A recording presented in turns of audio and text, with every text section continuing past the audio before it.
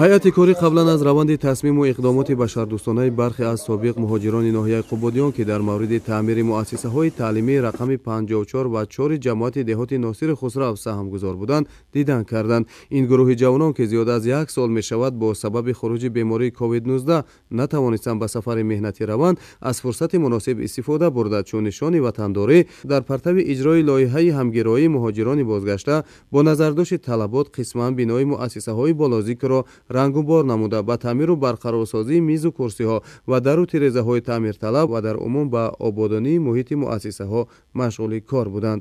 мо омӯзгорони муассиса аз он шукргузор ҳастем ва миннатдории хешро баён мекунем ки ба ҷавонони ки имрӯз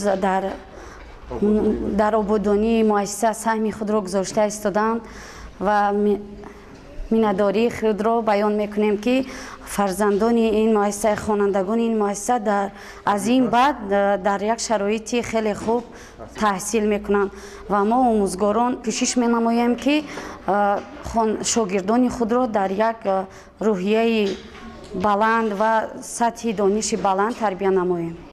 ҷавонони ташаббускор изҳор доштанд ки таҷрибаи сохтмонияшонро чанд сол боз дар Федератсияи Русия сайқал дода имрӯзҳо нерву маҳораташонро ба нафъи миллати хеш равона сохта аз чунин амалҳои неку хайрашон хушҳоланд. Тасмим доранд то истиқболи 30-солагии истиқлоли давлатии ҷумҳурии маҳбубамон дар раванди корҳои ободонӣ боз ҳам саҳми худро гузоранд. Маҳмуҷон Хоркашев, роҳбари раёсати хадамоти муҳоҷирати вилояти Хатлон, ба чунин иқдоми собиқ муҳоҷирон аҳсан гуфта раванди корашонро аз ҷумлаи тадбирҳои судманд донист.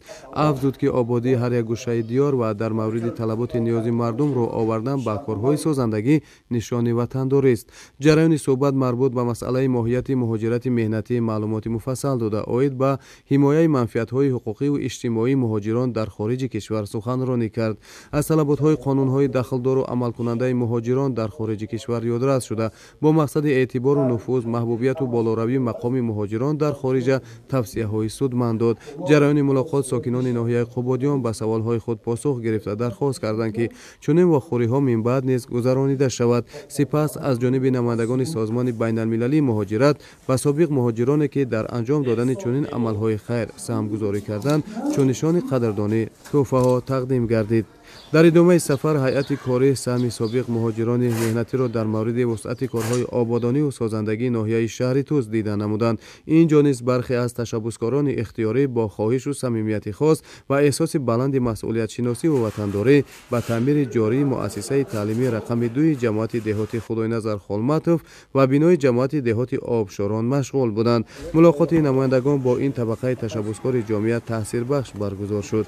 Маҳмуҷон Хоркашев оид ба масъалаи вазъи ҷаҳонии муҳоҷират, мушкилотҳои ҷойдоштаи ин раванд, қабули қонуну барномаҳои ҷадид, тарзи дуруст омода намудани ҳуҷҷатҳои сафар ва будубоши қонунии муҳоҷирон дар давлатҳои ҳамсоя, эҳтиёткор будан аз ҳар гуна хавфу хатарҳои муҳоҷират, ба таври расмӣ фаъолият кардан дар муҳоҷират иттилоъ дод. ҳамзамон афзуд ки муҳоҷирони ҷумҳурии Тоҷикистон ки айни ҳол дар Федератсияи Русия қарор доранд, онҳоро лозим аст то санаи 30 июни соли ҷорӣ дар идораҳои дахлдор хоса хадамотҳои муҳоҷират аз омаданашон дарак дода худро ба қайд гиранд, дар партави қонунҳои барояшон дахлдор амал намуда аз ҷавобгарии маъмурӣ худро дар канор гиранд. бо чунин матлаб мулоқоти ҳайати корӣ бо табақаҳои гуногуни қишри ҷомеаи ҷамоати деҳоти Фирӯзаи ноҳияи ба номи Носири Хусрав идома ёфт. дар ин минтақаи дурдасти вилоят як гурӯҳ ташаббускорон ба рангуборсозиву тозагии бино ва муҳити бохчаи бачагонаву як қатор иншооти ниёзи мардумро оварда ҳар нафаре тасмим гирифтанд то қадри имкон дар раванди корҳои ободонии ноҳияашон ки дар марҳилаи рушд қарор дорад саҳми хешро гузоранд. муҳоҷирони меҳнатие ки имрӯз бо сабабҳои гуногун ва инчунин дар даврае ки хуруҷи бемории COVID-19 коронавирус шуда буд, онҳо баргаштанд.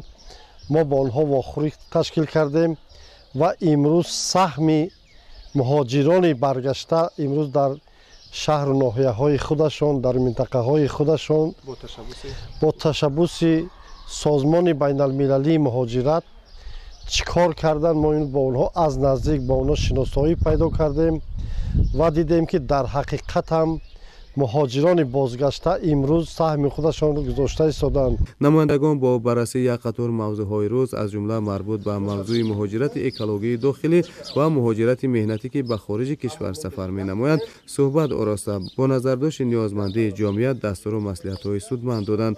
аҳли ҷамъомадагон ба хулоса омаданд ки то истиқболи 30-солагии истиқлоли давлатии ҷумҳурии маҳбубамон раванди корҳои созандагию ободониро боз ҳам вусъат мебахшанд.